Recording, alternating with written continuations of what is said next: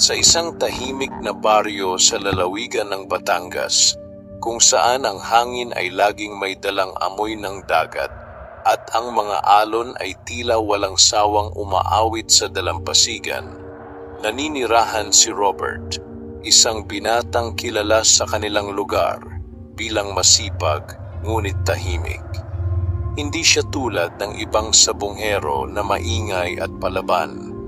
Si Robert ay mapagmasid, tila may sariling mundong ginagalawan.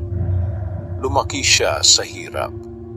Ang kanyang ama ay isang mangingisdang matagal nang nawala sa gitna ng dagat, at ang kanyang ina naman ay pumanaw noong siya'y bata pa lamang.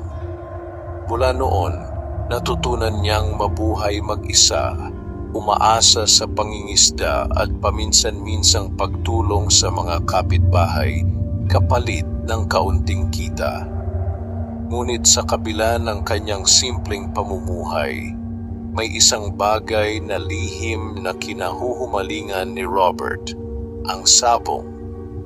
Hindi man siya kilala sa larangang iyon, madalas siyang makitang nakatayo sa gilid ng sabungan, tahimik na pinagmamasdan ang bawat laban. Pinag-aaralan niya ang galaw ng mga manok, ang tiyempo ng pagsugod, at ang paraan ng pag-iwas. Para sa kanya, ang sabong ay hindi lamang sugal. Ito ay isang sining. Isang araw, habang siya'y nangingisda sa isang bahagi ng dalampasigan na bihirang puntahan ng iba, napansin niya ang kakaibang kinang sa ilalim ng tubig. Dahil sa kuryosidad, agad siyang sumisid upang tingnan ito. Sa kanyang pag-abot, natagpuan niya ang isang maliit ngunit napakakinang na kaliskis ng isda. Hindi ito pangkaraniwan, tila ito'y may sariling liwanag na hindi naaapektuhan ng lalim ng tubig o ng liwanag ng araw. Dahan-dahan niya itong kinuha at inilagay sa kanyang palad. Sa sandaling iyon, nakaramdam siya ng kakaibang init na dumaloy sa kanyang katawan. Hindi ito masakit, ngunit sapat upang siya'y mangilabot. Hindi niya alam kung bakit, ngunit may tinig sa kanyang isipan na nagsasabing hindi ordinaryo ang bagay na kanyang natagpuan. Pag-ahon niya sa tubig, napansin niyang tila mas malinaw ang kanyang paningin. Ang mga galaw ng alon, ang paglipad ng mga ibon, at kahit ang maliliit na galaw ng mga isda sa baybayin ay tila mas napapansin niya ngayon. Dahil sa pagtataka, itinago niya ang kaliskis sa loob ng kanyang bulsa at umuwi. Kinagabihan, habang siya'y nakahiga sa kanyang maliit na kubo, hindi siya mapakali. Paulit-ulit niyang iniisip ang kaliskis. Ano ito? Bakit ito kakaiba? At bakit tila may epekto ito sa kanyang pakiramdam? Hindi nagtagal, nakatulog siya. Ngunit ang kanyang panaginip ay hindi pangkaraniwan. Sa kanyang panaginip, nakita niya ang isang napakalaking isda, mas malaki pa sa bangka, na may kumikinang na mga kaliskis na kapareho ng kanyang natagpuan. Ang isda ay tila nakatingin sa kanya, at sa katahimikan ng dagat sa kanyang panaginip, may narinig siyang tinig. Ang mutya ay hindi laruan. Ito'y kapangyarihan na may kapalit. Nagising si Robert na pawis na pawis. Malalim ang kanyang paghinga at ang kanyang puso ay mabilis ang tibok. Agad niyang hinanap ang kaliskis sa kanyang bulsa. Naroon pa rin ito, ngunit ngayon mas maliwanag ang kislap nito kaysa kanina. Mula sa gabing iyon, napansin ni Robert ang unti-unting pagbabago sa kanyang sarili. Ang kanyang mga galaw ay naging mas mabilis, ang kanyang pakiramdam ay mas matalas, at ang kanyang pag-iisip ay tila mas malinaw. Hindi niya lubos maintindihan, ngunit naramdaman niyang may kakaibang kapangyarihan ang kaliskis. At sa kanyang isipan, unti-unting nabuo ang isang ideya. Kung ang kaliskis na ito ay may kakayahang magpatalas ng kanyang pandama, ano kaya ang magagawa nito sa isang manok panabong? Sa unang pagkakataon, ang tahimik na si Robert ay nakaramdam ng kakaibang pananabik. Isang pananabik na magdadala sa kanya sa landas na hindi na niya maaaring takasan. At sa pagsikat ng araw kinabukasan, nagsimula ang kanyang paglalakbay.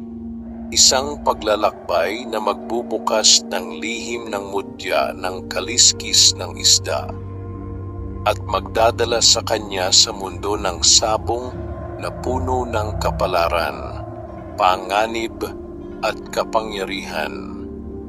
Maagang nagising si Robert kinabukasan. Dala ang bigat ng kanyang napanaginipan at ang kakaibang sigla na dumadaloy sa kanyang katawan. Ang liwanag ng araw ay sumilip sa kanyang kubo, ngunit tila mas maliwanag ito kaysa sa karaniwan. Parang bawat sinag ay may dalang hiwaga. Tahimik siyang bumangon at agad na hinawakan ang kaliskis na kanyang itinago. Nandoon pa rin ang kakaibang init nito, banayad ngunit buhay na tila may sariling tibok.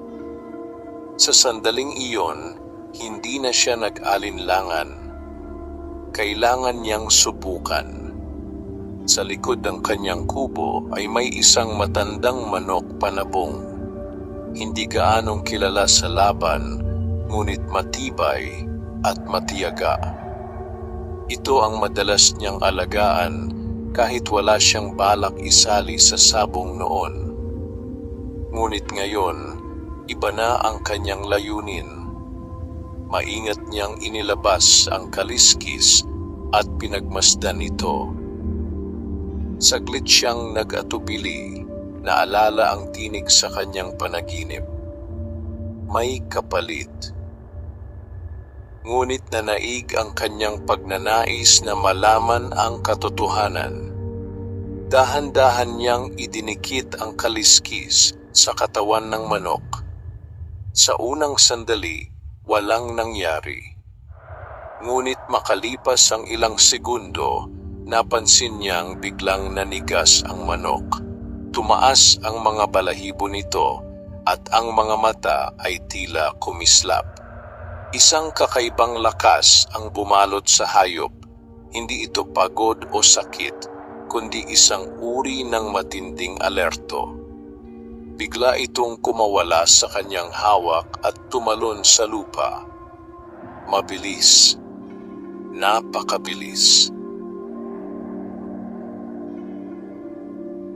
Hindi ito ang parehong manok na kilala niya.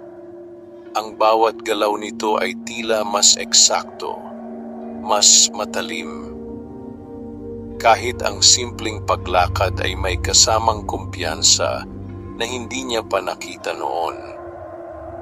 Para bang ang manok ay may sariling isip, isang mandirigma na handang lumaban anumang oras. Napanganga si Robert. Doon niya unang napatunayan.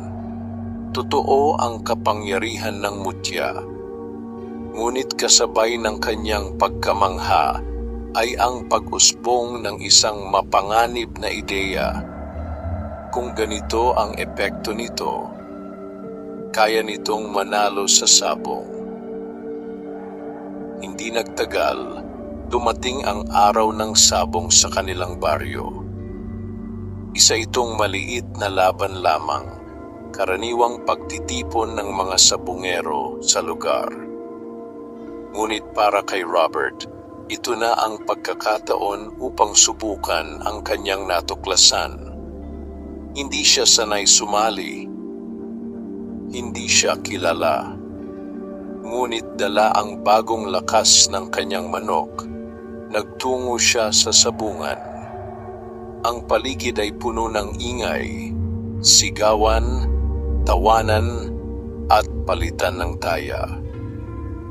Ang hangin ay mabigat sa alikabok at tensyon.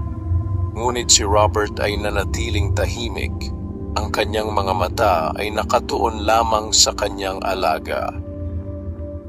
May ilang nakapansin sa kanya. "Bago ka lang ba?" tanong ng isang matandang sabungero. Tumango lamang si Robert. "Mag-ingat ka," dagdag nito. "Hindi biro ang laban dito." Ngunit sa loob-loob niya, alam niyang may alas siya na hindi alam ng iba. Nang dumating ang kanyang laban, ipinasok niya ang kanyang manok sa gitna. Ang kalaban ay isang kilalang panabong, malaki, matikas, at may record ng panalo. Maraming tumaya rito at kakaunti ang naniwala kay Robert. Ngunit hindi siya natinag. Sa pagsisimula ng laban, agad na sumugod ang kalaban. Ngunit sa isang iglap, umiwas ang manok ni Robert. Isang mabilis na galaw, isang eksaktong tiyempo, at sa loob lamang ng ilang segundo, nagbago ang takbo ng laban. Ang bawat atake ng kalaban ay tila nababasa ng kanyang manok. Ang bawat galaw ay nasasalubong ng mas mabilis na tugon. At bago pa man makapaghanda ang lahat, isang matalim na sipa. Tahimik ang sabungan. Bumagsak ang kalaban. Tapos na ang laban. Hindi makapaniwala ang mga tao sa kanilang nakita. Ang hindi kilalang manok ay nanalo laban sa isang veterano. At si Robert, ang tahimik na binata, ay biglang napatingin ng lahat. Ngunit sa kabila ng kanyang tagumpay, may napansin siya. Ang kanyang manok ay tila nanghina matapos ang laban. Hindi ito normal. Para bang may enerhiyang nawala rito. At sa kanyang bulsa, ang kaliskis ay tila mas mainit kaysa dati. Doon niya muling naalala ang babala sa kanyang panaginip. May kapalit. Hindi niya palubos na uunawaan kung ano iyon. Ngunit ramdam niya, ito pa lamang ang simula. At ang kapangyarihang kanyang natuklasan ay hindi basta biyaya, kundi isang bagay na maaaring magdala ng kapahamakan. Hindi na nawala sa isipan ni Robert ang nangyari sa sabungan. Ang kanyang unang panalo ay mabilis na kumalat sa buong baryo. Mula sa pagiging tahimik na tagamasid, siya ngayon ay naging paksa ng usapan. May mga humanga, may mga nagtaka, at may ilan ding hindi natuwa. Ngunit para kay Robert, hindi ang papuri ang mahalaga, kundi ang misteryo. Kinabukasan ng laban, agad niyang pinuntahan ang kanyang manok. Nakahiga ito sa sulok ng kulungan, hindi tulad ng dati na alerto at masigla. Ang mga mata nito ay tila pagod at ang paghinga ay mabagal. Lumapit si Robert at marahang hinawakan ito. "Anong nangyari sa iyo?" Bulong niya. Wala siyang natanggap na sagot ngunit ramdam niya ang kakaibang panghihina ng hayop.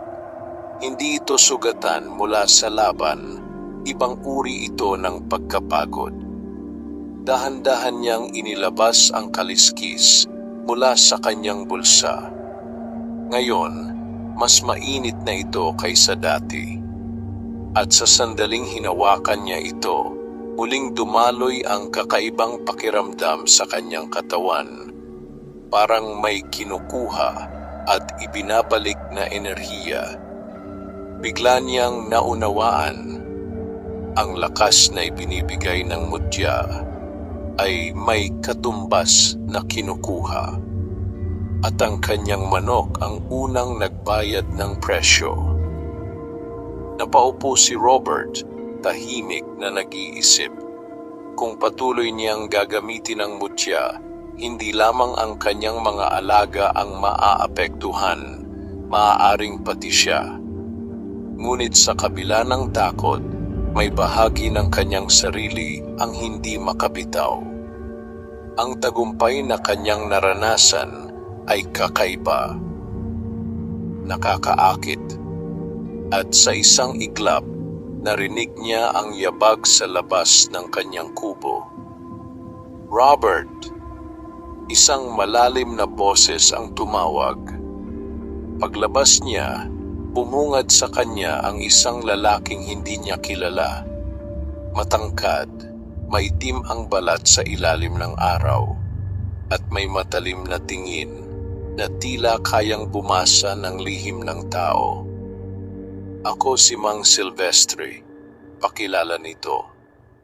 Narinig ko ang ginawa mo kahapon. Tahimik si Robert.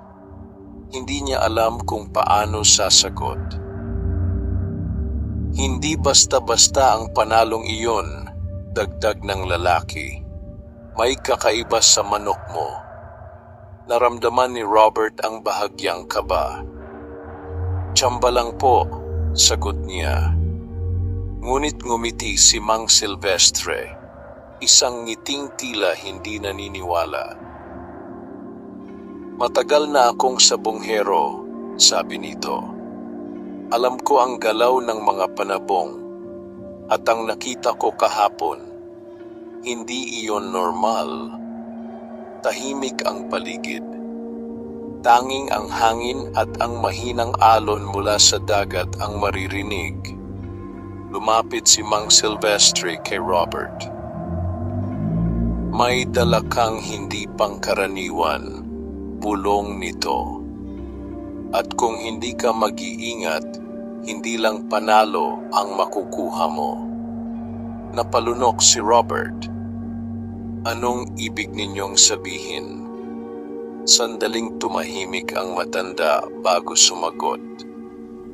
May mga bagay sa mundong ito na hindi dapat ginagalaw, sabi nito. Mga mutya, anting-anting, at kung ano pa, lahat iyan may kapalit. Nanlaki ang mata ni Robert. Hindi niya sinabi ang tungkol sa kaliskis. Pero paano ito nalaman ng lalaking ito? Hindi ko alam ang eksaktong hawak mo, pagpapatuloy ni Mang Silvestre. Pero nararamdaman ko ang bigat nito. Napatingin si Robert sa kanyang bulsa kung saan naroon ang kaliskis. Para bang biglang naging mas mabigat ito kaysa dati. Kung ipagpapatuloy mo yan, sabi ng matanda, handa ka bang bayaran ang kapalit? Walang naisagot si Robert. Sa unang pagkakataon, mula nang makita niya ang kaliskis, nakaramdam siya ng tunay na takot. Ngunit bago pa siya makapagsalita, tumalikod na si Mang Silvestre. Magkikita pa tayo, pahabol nito. At sa susunod, baka hindi nababala ang dala ko. At umalis ito, iniwan si Robert na puno ng tanong at pangamba. Pagbalik niya sa loob ng kubo, muling tiningnan niya ang kanyang manok. Mahina pa rin, ngunit buhay. At sa kanyang kamay, ang kaliskis ay patuloy na kumikislap. Isang bagay ang malinaw sa kanya ngayon. Ang mutya ay hindi lamang nagbibigay ng lakas. Ito ay sumusubok. At habang siya'y lalong lumalalim sa kapangyarihan nito, unti-unti rin siyang hinihila nito sa isang landas na maaaring hindi na niya matakasan. Mula sa araw na kinausap siya ni Mang Silvestre, hindi na naging payapa ang isipan ni Robert. Ang bawat paghawak niya sa kaliskis ay may kasamang alinlangan, ngunit kasabay nito ay ang matinding tukso ng kapangyarihan. Sa kabila ng babala, hindi niya napigilan ang sarili. Lumipas ang ilang araw, at unti-unti niyang sinubukang muli ang mutya. Ngunit ngayon ay mas maingat. Hindi na niya ito idinidikit ng matagal sa kanyang manok. Sinusukat niya ang oras, sinusuri ang epekto, at tinitiyak na hindi agad manghihina ang alaga. At sa bawat pagsubok, iisa ang kanyang natuklasan. Mas nagiging mahusay ang kanyang manok. Mas mabilis, mas tuso, mas handang pumatay sa laban. Hindi nagtagal, muli siyang sumabak sa sabungan. Ngunit hindi na ito ang maliit na laban sa kanilang baryo. Napadpad siya sa mas malaking sabungan sa kabilang bayan. Isang lugar kung saan nagtitipon ang mga kilalang sabunghero mula sa iba't ibang bahagi ng Batangas. Mas mataas ang pusta, mas matindi ang laban, at mas maraming mata ang nakatutok sa bawat galaw. Sa pagpasok ni Robert, dama niya ang kakaibang tensyon. Hindi na siya ang dating hindi kilala. May ilan nang bumubulong. Siya yung nanalo noong nakaraan. May kakaiba raw sa manok niya. Ngunit nanatili siyang tahimik. Ang kanyang mga mata ay nakatuon lamang sa laban. Isa-isa niyang hinarap ang mga kalaban. At isa-isa rin niyang tinalo. Hindi na ito tsamba. Hindi na ito aksidente. Ito ay kapangyarihan. Sa bawat laban, mas nagiging malinaw ang kanyang kalamangan. Ang kanyang manok ay tila laging isang hakbang sa unahan. Parang nararamdaman nito ang galaw ng kalaban bago pa ito mangyari. At sa bawat panalo, mas lumalaki ang kanyang kita. Mas lumalaki ang kanyang pangalan. Mas lumalaki ang kanyang kumpiyansa. Ngunit kasabay ng kanyang pag-angat ay ang unti-unting pagbabago sa kanyang sarili. Napansin niyang mas madalas siyang mapagod kahit hindi siya ang lumalaban. May mga gabi na hindi siya makatulog at may mga sandali na tila may bumubulong sa kanyang isipan. Mahina, ngunit paulit-ulit. Hindi niya ito maintindihan. Ngunit alam niyang may kinalaman ito sa mutya. Isang gabi, matapos ang sunod-sunod niyang panalo, naupo siya sa labas ng kanyang kubo. Tahimik ang paligid, ngunit ang kanyang isipan ay magulo. Dahan-dahan niyang inilabas ang kaliskis. Ngayon, hindi na lamang ito kumikislap. Para bang ito ay humihinga. At sa sandaling iyon, muling bumalik sa kanyang isipan ang panaginip.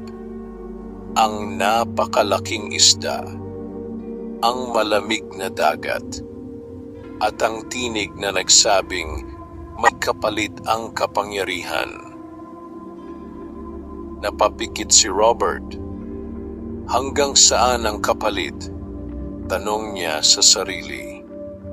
Ngunit walang sumagot. Sa halip, may biglang kumatok sa kanyang pintuan. Pagbukas niya, bumungad ang isang pamilyar na mukha. Si Mang Silvestre. Ngunit ngayon, hindi na ito nag-iisa. May kasama itong dalawa pang lalaki, mga mukhang sanay sa sabungan, may mga matang matatalim at puno ng karanasan. Lumalaki na ang pangalan mo, sabi ni Mang Silvestre. Tahimik si Robert. Marami na ang nakakapansin, dagdag nito, at hindi lahat ay matutuwa. Isa sa mga kasama nito ang sumingit. May mga gustong malaman kung paano ka nananalo, sabi nito. At may mga handang gawin ang lahat para makuha iyon. Naramdaman ni Robert ang bigat ng sitwasyon. Hindi na ito simpleng laban. Hindi na ito basta sabong. Ito ay naging isang larong may kasamang panganib. Ano ang gusto ninyo? Tanong niya. Sandaling nagkatinginan ang tatlo bago sumagot si Mang Silvestre. Hindi kami kalaban, sabi nito. Pero hindi rin kami basta manonood lang. Lumapit ito ng kaunti. Kung gusto mong magpatuloy sa landas na iyan, dagdag niya, kailangan mong maintindihan ang buong katotohanan. Nanahimik si Robert.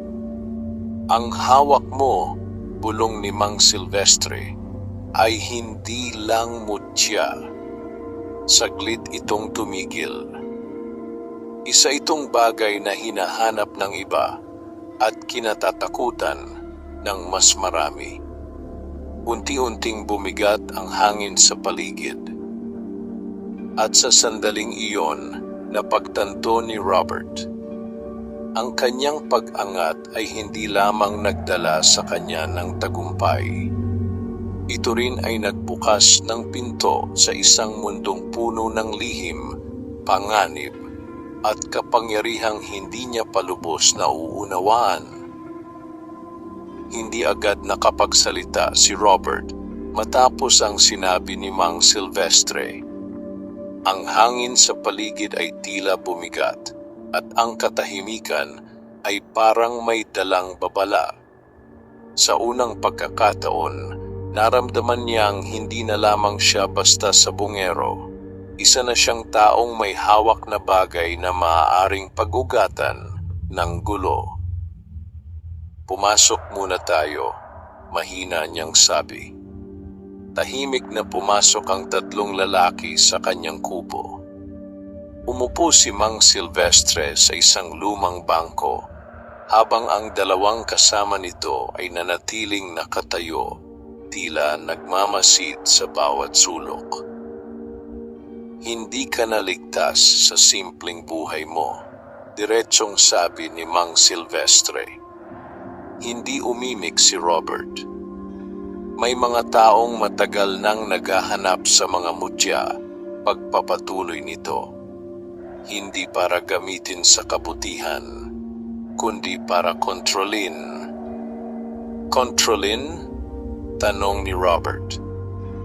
Tumango ang matanda. Kapangyarihan ang hinahabol nila, at kapag nalaman nilang may hawak ka, hindi ka nila titigilan. Saglit na natahimik si Robert. Sa kanyang bulsa, tila mas uminit ang kaliskis, parang may sariling reaksyon sa usapan. Paano ninyo nalaman ang tungkol dito? Tanong niya. Napabuntong hininga si Mang Silvestre. Dahil matagal na akong nakakita ng ganyan, sagot niya. Hindi eksaktong kaliskis, pero mutya rin, at nakita ko kung paano nito winasak ang taong humawak. Naramdaman ni Robert ang lamig sa kanyang likod. "Anong nangyari?" tanong niya. Hindi agad sumagot ang matanda. Sa halip, tumingin ito sa kanyang mga kasama, saka muling bumaling kay Robert. "Unti-unti siyang nagbago," sabi nito. "Sa una, puro panalo, puro swerte. Pero kalaunan, may nawala sa kanya." "Ano?" tanong ni Robert. "Hindi namin alam kung ano eksakto," sagot ni Mang Silvestre. "Pero hindi na siya ang dating tao. Parang may kumukuha sa kanya, piraso-piraso." Napahigpit ang hawak ni Robert sa kanyang sarili. Bigla niyang naalala ang kanyang mga nararamdaman, ang pagod, ang mga bulong, ang kakaibang init ng kaliskis. Hindi pa huli ang lahat, dagdag ng isa sa mga kasama. "Pwede mo pang tigilan." Ngunit sa puntong iyon, alam ni Robert ang totoo. Hindi na siya basta makakabalik. "Kung ititigil ko, mawawala rin ba ang epekto?" tanong niya. "Posible," sagot ni Mang Silvestre. "Pero may tanong, handa ka bang bitawan ang lahat ng nakuha mo?" Hindi agad nakasagot si Robert. Ang kanyang mga panalo, ang kanyang pangalan, ang bagong buhay na unti-unti niyang nakakamit. Lahat iyon ay nakatali sa mutya. At sa kaibuturan ng kanyang puso, may isang tinig na bumubulong. "Huwag mong bitawan." Ngunit kasabay nito ay ang isa pang tinig. "May kapalit." "Hindi ko pa kayang bitawan," sa wakas ay sagot ni Robert. Tahimik ang tatlong lalaki. Hindi sila nagulat. Parang inaasahan na nila ang sagot. "Kung ganoon," sabi ni Mang Silvestre, "kailangan mong matutong kontrolin iyan bago ka pa nito kontrolin." Lumapit ito kay Robert at tumingin diretso sa kanyang mga mata. "May mga paraan para mabawasan ang epekto," sabi niya. "Pero hindi ito madali at hindi ito garantisado." "Handa akong matuto," sagot ni Robert. Sa sandaling iyon, may bahagyang pagbabago sa ekspresyon ng matanda. Parang may halong pag-aalala at pag-asa. "Simula bukas," sabi ni Mang Silvestre, "sasamahan ka namin. Babantayan ka namin. Tutulungan ka namin. Pero tandaan mo ito," dagdag niya, "kapag dumating ang oras na kailangan mong pumili, walang ibang magdedesisyon kundi ikaw." Tumango si Robert. At sa unang pagkakataon, naramdaman niyang hindi siya nag-iisa sa laban na ito. Ngunit hindi rin nawala ang pakiramdam na may ibang mga mata na nagmamasid sa kanya. Mula sa dilim, mula sa malayo, mula sa mga taong hindi pa niya kilala. Sa labas ng kanyang kubo, ang hangin ay bahagyang umihip. At sa malayo, sa gilid ng dagat kung saan niya natagpuan ang kaliskis, may isang anino ang tahimik na nakatayo, nagmamasid, naghihintay. Kinabukasan, bago pa sumikat ng tuluyan ang araw, nagising na si Robert.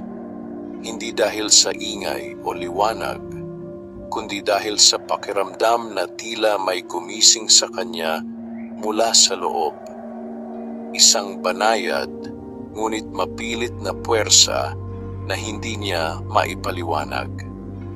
Pagmulat ng kanyang mga mata, agad niyang hinanap ang kaliskis. Naroon ito sa kanyang tabi. Tahimik, ngunit buhay. Hindi na niya ito basta tinitingnan ngayon. Ramdam na niya ito. Para bang may ugnayan na nabuo sa pagitan nila, isang koneksyon na hindi na basta mapuputol. Maya-maya'y dumating sina Mang Silvestre at ang kanyang dalawang kasama. Walang paligoy-ligoy, agad siyang inanyayahan ng matanda palabas. May ipapakita kami sa'yo, sabi nito. Tahimik silang naglakad patungo sa isang bahagi ng kagubatan na bihirang puntahan ng mga taga-baryo. Habang lumalalim sila, mas lalong nagiging malamig ang hangin at mas tahimik ang paligid, tila kahit ang mga ibon ay umiiwas sa lugar. Hanggang sa marating nila ang isang lumang puno ng balete. Malaki ito, matanda, at tila may sariling presensya. Ang mga ugat nito ay nakausli sa lupa, parang mga kamay na pilit kumakapit sa mundo. Dito nagsisimula ang maraming lihim, sabi ni Mang Silvestre. Tumayo si Robert sa harap ng puno, hindi alam kung ano ang aasahan. Ilabas mo ang mutya, utos ng matanda. Dahan-dahang inilabas ni Robert ang kaliskis. Sa sandaling iyon, nagbago ang hangin. Biglang lumamig, at ang liwanag ng kaliskis ay tila lumakas. Napatingin ang dalawang kasama ni Mang Silvestre, tila nakaramdam din ng kakaiba. Ganyan nga, bulong ng isa. Lumapit si Mang Silvestre. Ang hawak mo, sabi niya, ay bahagi ng isang nilalang na hindi pangkaraniwan. Yung isda, mahina niyang sagot. Tumango ang matanda. Hindi iyon simpleng isda, paliwanag niya. May mga nilalang sa dagat na matagal nang umiiral, mas matanda pa sa maraming alamat, at ang kanilang mga bahagi nagiging mutya kapag napunta sa tao. Tahimik na nakinig si Robert. Ang mutya, dagdag ni Mang Silvestre, ay hindi nagbibigay ng kapangyarihan ng libre. Ito ay nagpapahiram lamang at naniningil. Napahigpit ang hawak ni Robert sa kaliskis. Paano ako sisingilin? Tanong niya. Hindi agad sumagot ang matanda. Sa halip, itinuro nito ang balete. Idikit mo dyan, sabi niya. Nag-alinlangan si Robert, ngunit sumunod pa rin. Pagdikit ng kaliskis sa puno, biglang kumislap ang paligid. Parang may alon ng enerhiya na dumaan sa lupa. At sa isang iglap, nakakita si Robert ng mga larawan sa kanyang isipan. Isang sabonghero, sunod-sunod na panalo, kayamanan, pagkatapos, pagkawala, pag-iisa, at sa huli, kadiliman. Napaatras si Robert, hinihingal. Ano yon? Tanong niya. Mga alaala, sagot ni Mang Silvestre. Mga bakas ng mga taong gumamit ng kapangyarihan na katulad ng hawak mo. Nanlalamig ang katawan ni Robert. Ibig sabihin, mangyayari rin sa akin yon? Depende sa iyo, sagot ng matanda. Hindi pare-pareho ang kapalit, pero iisa ang sigurado, may kukunin sa iyo. Tahimik si Robert. Sa unang pagkakataon, hindi na lamang takot ang naramdaman niya. kundi bigat ng responsibilidad. May paraan ba para hindi ako tuluyang mawala? Tanong niya. Nagkatinginan ang tatlong lalaki. Mayroon, sagot ni Mang Silvestre. Pero kailangan mong matutong limitahan ang paggamit mo. Paano? Hindi mo pwedeng gamitin ang mutya sa bawat laban, paliwanag niya. At higit sa lahat, huwag mong hayaang ikaw ang kontrolin nito. Tumingin si Robert sa kaliskis. Sa kabila ng lahat, naroon pa rin ang tukso, ang lakas, ang panalo. Ngunit ngayon, alam na niya ang panganib. At may isa pang bagay, dagdag ng isa sa mga kasama. Ano iyon? Tanong ni Robert. Hindi lang ikaw ang may hawak ng ganito. Napatingin si Robert sa kanila. May iba pa? Tanong niya. Tumango si Mang Silvestre. At ang iba, sabi niya, ay hindi tulad mo na nagdadalawang isip. Sa sandaling iyon, naramdaman ni Robert ang mas malaking panganib. Hindi lamang ang mutya ang kalaban, kundi ang mga taong handang gamitin ito ng walang pag-aatubili. At habang nakatayo siya sa ilalim ng balete, hawak ang kumikislap na kaliskis. Alam niyang ang susunod niyang hakbang ay hindi lamang para sa kanyang sarili, kundi para sa laban na paparating. Pagbalik ni Robert mula sa kagubatan, hindi na siya katulad ng dati.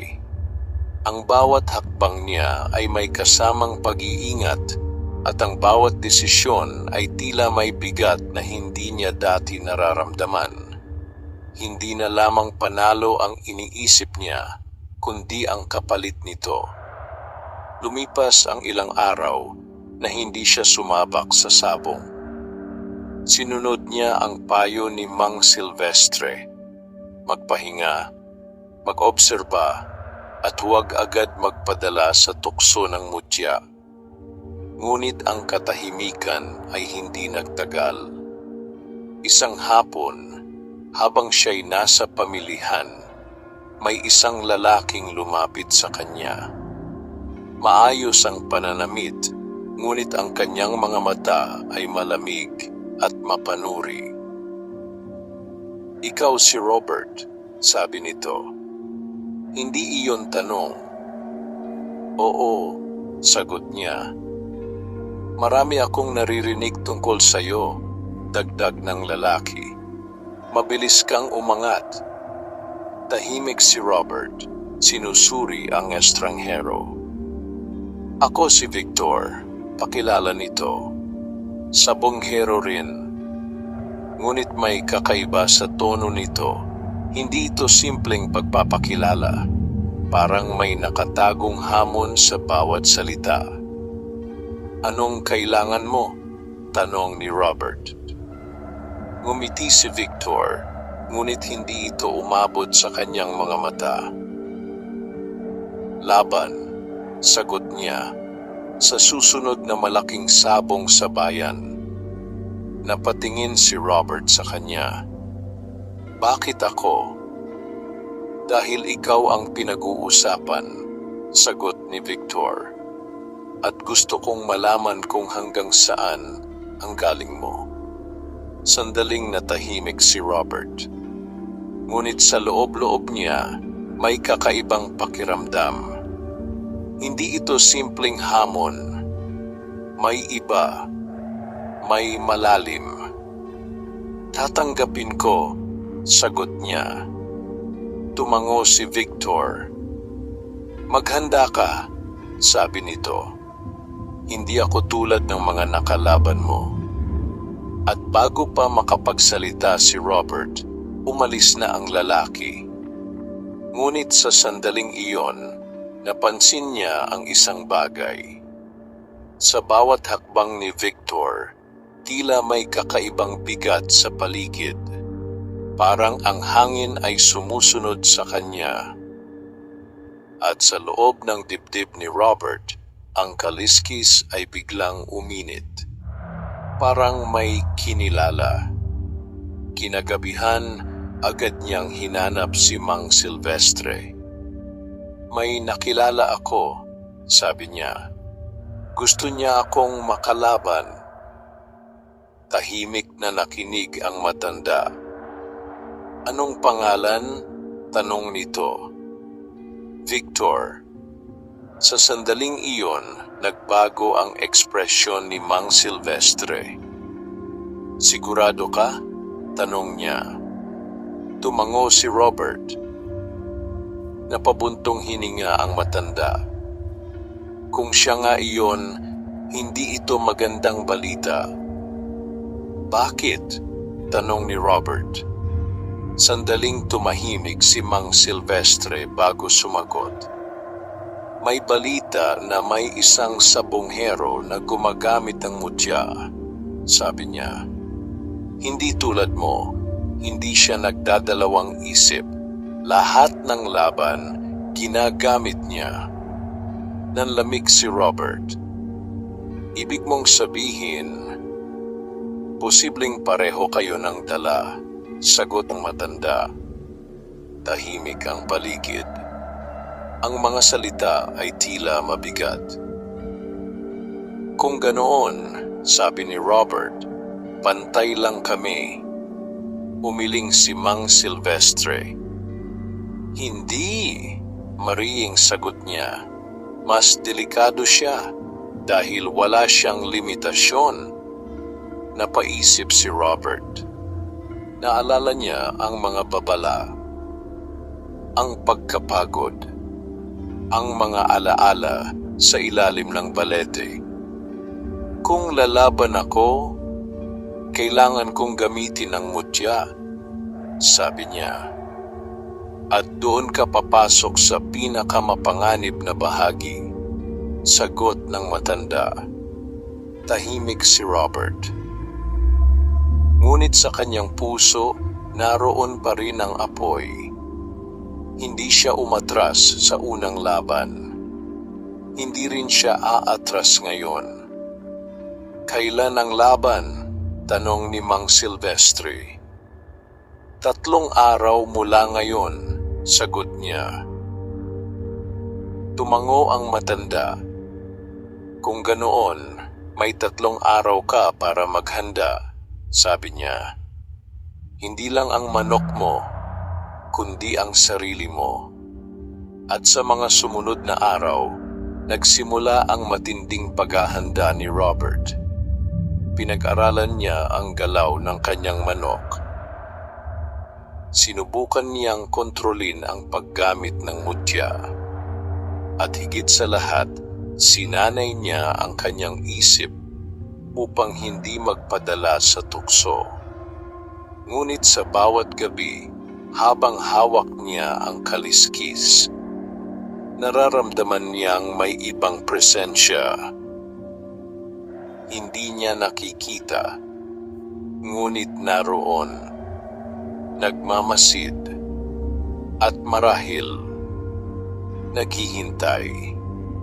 Sa darating na laban, hindi lamang 2 manok ang maghaharap, kundi 2 kapangyarihan, 2 lihim, at 2 taong parehong handang isugal ang lahat. Dumating ang araw ng laban. Maaga pa lamang ay nagtipon na ang mga tao sa malaking sabungan sa bayan. Mas masikip, mas maingay, at mas mabigat ang tensyon kaysa sa mga nakasanayan ni Robert. Ang balita tungkol sa kanyang sunod-sunod na panalo ay kumalat na, ngunit mas mabilis pang kumalat ang pangalan ng kanyang makakalaban. Victor, isang sabonghero na halos walang talo at may reputasyon na hindi maipaliwanag ng karamihan.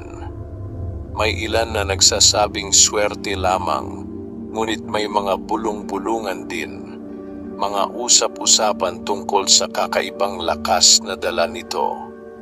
Sa pagpasok ni Robert sa sabungan, ramdam niya agad ang bigat ng mga tingin.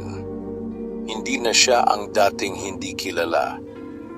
Ngayon, siya ang inaabangan. Sa gilid, tahimik na nakatayo si Mang Silvestre kasama ang kanyang mga kasama. Hindi sila nagsasalita, ngunit ang kanilang presensya ay tila paalala kay Robert ng lahat ng babalang kanyang narinig. "Alalahanin mo," sabi ni Mang Silvestre bago magsimula ang laban. "Kontrolin mo ang mutya, huwag mong hayaang kontrolin ka nito." Tumango si Robert, ngunit sa kanyang dibdib, ang kaliskis ay tila mas mainit kaysa dati. Parang may alam, parang may kinikilala. Sa kabilang panig ng sabungan, dumating si Victor. Tahimik din, ngunit kakaiba ang kanyang aura. Parang ang hangin sa paligid niya ay mas mabigat, mas malamig. Ang kanyang mga mata ay nakatuon lamang kay Robert, at sa sandaling iyon, nagtagpo ang kanilang mga tingin. At sa loob ng isang iglap, nararamdaman ni Robert ang isang puwersang hindi niya maipaliwanag.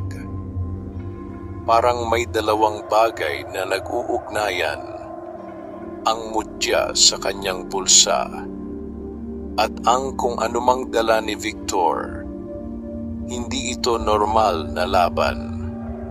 Nang iharap ang kanilang mga manok sa gitna, kapwa tahimik ang dalawang sabunghero. Walang yabang, walang salita. Tanging ang hangin at ang tensyon ang nagsasalita. Sa pagsenyas ng tagapamahala, nagsimula ang laban. Sa unang galaw pa lamang, malinaw na agad. Magkaiba ito sa lahat ng laban na naranasan ni Robert. Ang manok ni Victor ay hindi lamang mabilis. Ito ay tila may sariling isip. Ang bawat galaw ay eksakto. Ang bawat pag-iwas ay napapanahon. At sa bawat sandali, tila nababasa nito ang kilos ng kalaban. Napapikit si Robert sandali. Nararamdaman niya, kailangan niyang gamitin ang mutya, ngunit naalala niya ang babala. Limitahan mo.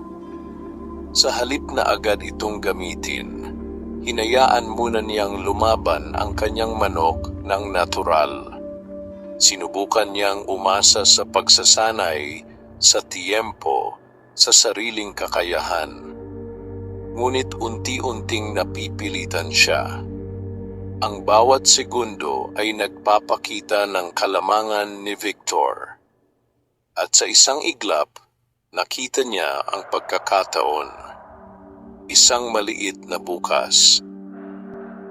Isang sandaling maaaring magbago ng laban. Sa puntong iyon, hinawakan niya ang kaliskis. Isang maikling sandali lamang, isang kontroladong paggamit, at agad niyang naramdaman ang pagbabago.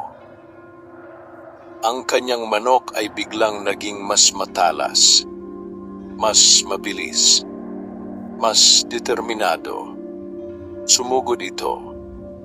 At sa isang iglap, nagpalitan ng matitinding galaw ang dalawang panabong.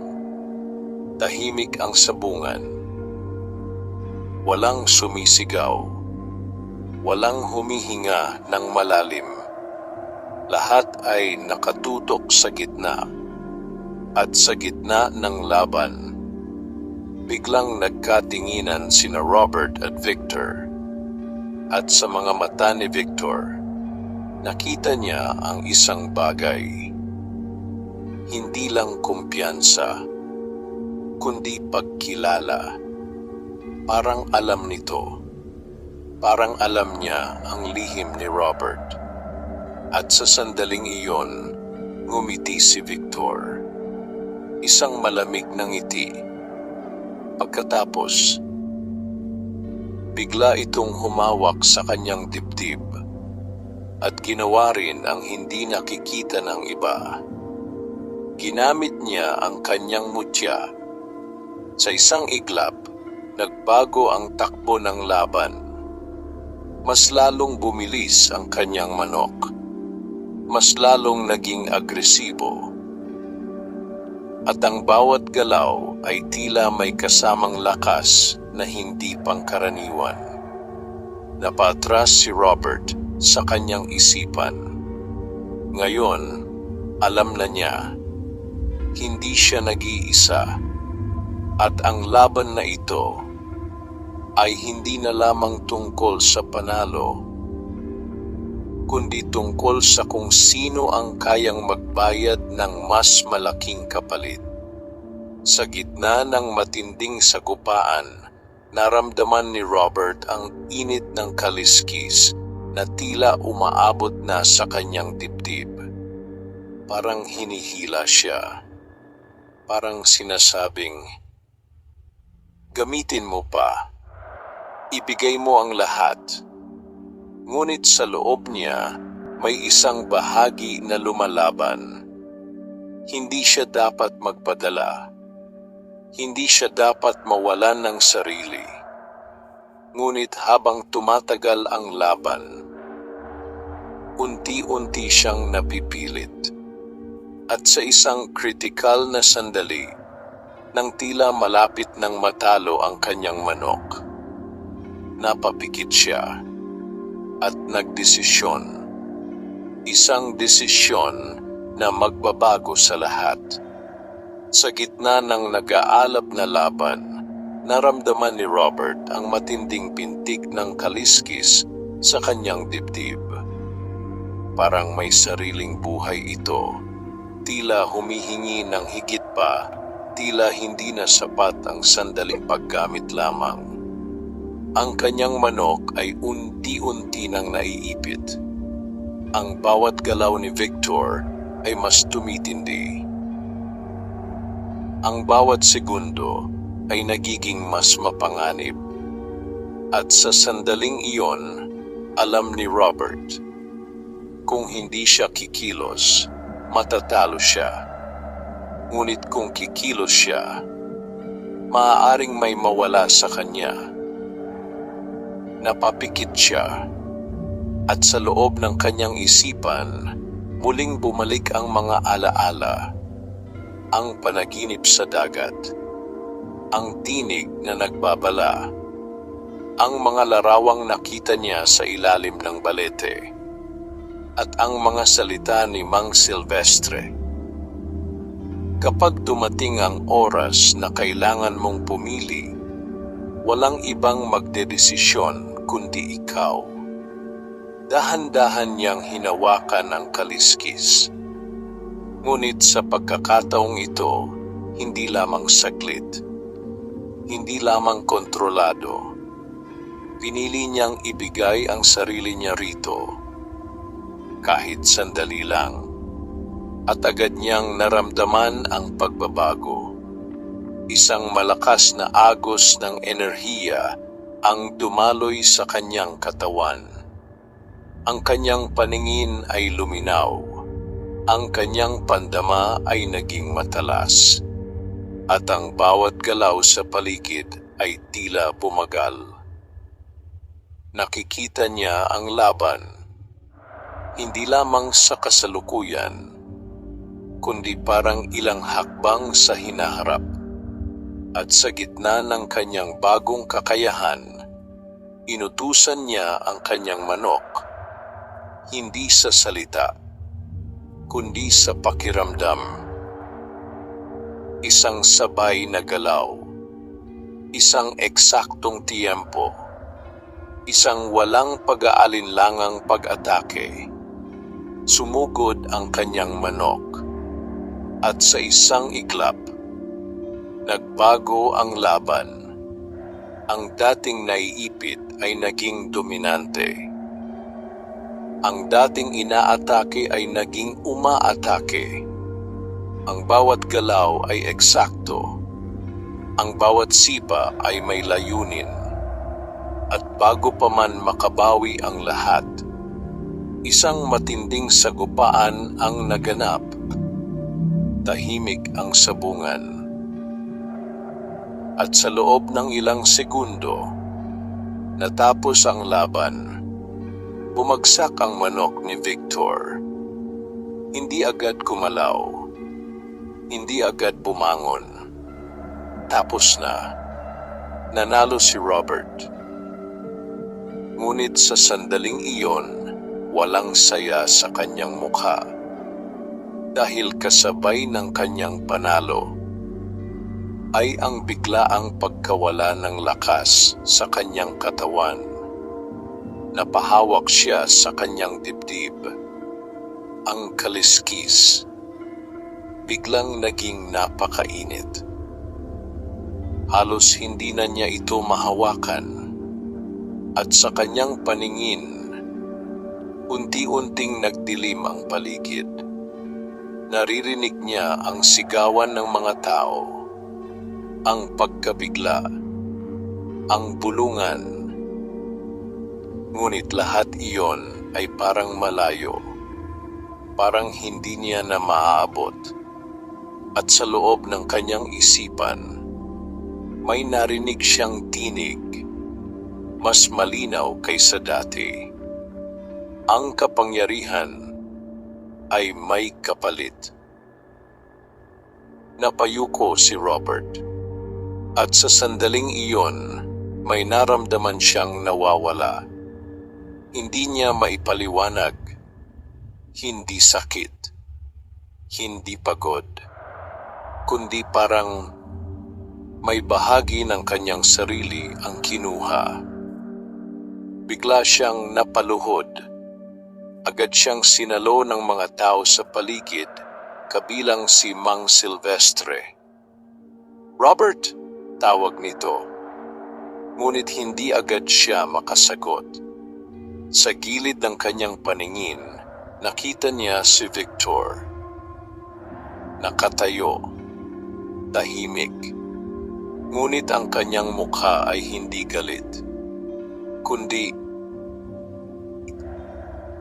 isang kakaibang ngiti. Parang may alam, parang may inaasahan. At bago pa tuluyang magdilim ang paningin ni Robert, nakita niyang inilabas ni Victor ang isang maliit na bagay mula sa kanyang dibdib. Isang mutya rin. Ngunit iba ang anyo. Mas madilim. Mas malamig. At sa sandaling iyon, naunawaan ni Robert, hindi pa tapos ang laban. Ito pa lamang ang simula. At ang kanyang panalo ay maaaring simula ng mas malaking kapalit. Unti-unting pumikit ang kanyang mga mata. At ang huling bagay na kanyang naramdaman ay ang init ng kaliskis na tila mas lalong lumalalim sa kanyang pagkatao. Nagising si Robert sa gitna ng katahimikan. Hindi niya agad namalayan kung nasaan siya. Ang kanyang katawan ay mabigat, tila may kung anong humihila pababa sa kanya. Ang kanyang paghinga ay mabagal, at ang kanyang dibdib ay may kakaibang kirot. Hindi matindi, ngunit sapat upang ipaalala na may nagbago. Unti-unti niyang iminulat ang kanyang mga mata. Nasa loob siya ng kanyang kubo. Sa tabi niya ay si Mang Silvestre, tahimik na nakaupo, tila matagal nang nagbabantay. "Gising ka na rin," mahina nitong sabi. Sinubukan ni Robert na umupo, ngunit agad siyang napahawak sa kanyang ulo. "Anong nangyari?" tanong niya. Sandaling tumahimik ang matanda bago sumagot. "Nanalo ka," sabi nito. "Pero muntik ka nang mawala." Napapikit si Robert. Unti-unting bumalik sa kanyang alaala ang laban. Ang init ng mutya, ang desisyon niyang ibigay ang sarili niya rito, at ang biglaang pagkawala ng lakas. At ang tinig, "May nawala sa akin," mahina niyang sabi. Hindi ito tanong. Alam na niya. Tumango si Mang Silvestre. "Hindi namin alam kung ano eksakto," sagot nito. "Pero ramdam namin may kinuha ang mutya sa'yo." Tahimik si Robert. Sa loob ng kanyang sarili, sinubukan niyang hanapin kung ano ang kulang. At doon niya napansin, may bahagi ng kanyang damdamin ang tila humina. Parang may nawalang init. Parang may nabawas sa kanyang pagkatao. Hindi siya umiiyak. Hindi siya natatakot. Ngunit alam niyang dapat ay nararamdaman niya iyon. "Ganito ba talaga?" tanong niya. "Sa simula," sagot ni Mang Silvestre. "At kung magpapatuloy ka, mas marami pa ang mawawala." Tahimik ang dalawa. Ang hangin sa loob ng kubo ay mabigat. "Nasaan si Victor?" tanong ni Robert. Bahagyang nagbago ang ekspresyon ng matanda. "Umalis," sagot niya. "Pero may iniwan siyang mensahe." Napatingin si Robert. "Ano iyon?" "Hindi pa tapos," sagot ni Mang Silvestre. "At sa susunod, hindi na laban sa sabungan." Nanahimik si Robert. Sa kanyang isipan, bumalik ang imahe ni Victor, ang ngiti nito, ang kakaibang mutya na kanyang nakita. At sa sandaling iyon, naunawaan niya. Ang laban ay lumipat na sa ibang antas. Hindi na ito tungkol sa panalo o talo, kundi sa kung sino ang matitira. Dahan-dahan niyang hinawakan ang kanyang dibdib. Naroon pa rin ang kaliskis. Ngunit ngayon, hindi na ito simpleng bagay. Ito ay bahagi na niya. At marahil, siya rin ay naging bahagi nito. "Kung ipagpapatuloy ko ito," sabi ni Robert, "maaari pa bang mabawi ang nawala?" Matagal bago sumagot si Mang Silvestre. "May mga bagay na kapag nawala, hindi na bumabalik," sabi nito. "Pero may mga bagay din na pwede mong ipaglaban." Napatingin si Robert sa kanya.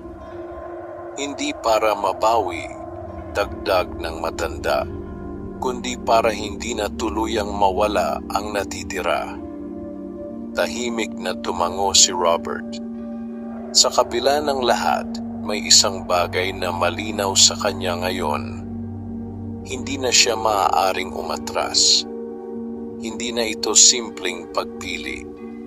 Ito ay responsibilidad. At habang nakahiga siya, unti-unting lumilinaw ang kanyang isipan. Kailangan niyang matutong gamitin ang mutya nang hindi tuluyang nawawala ang sarili. At higit sa lahat, kailangan niyang harapin si Victor muli.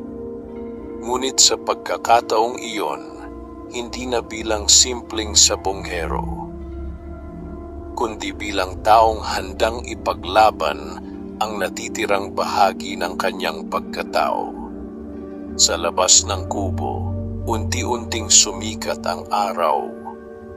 Isang bagong umaga, isang bagong laban.